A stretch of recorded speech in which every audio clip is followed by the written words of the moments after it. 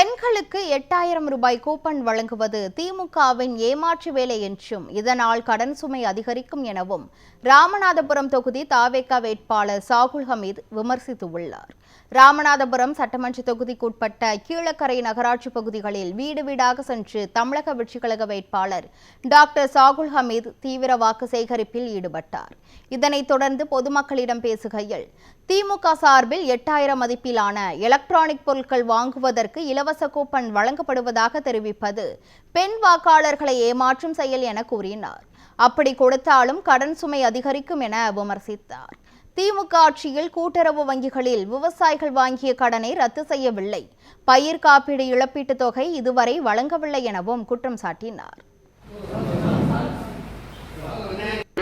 2500 வழங்கிட விசில் சின்னத்தில் வாக்கு கேட்டு டாக்டர் சாகுல் ஹமீது அவர்கள் வந்து கொண்டிருக்கிறார். மக்கள்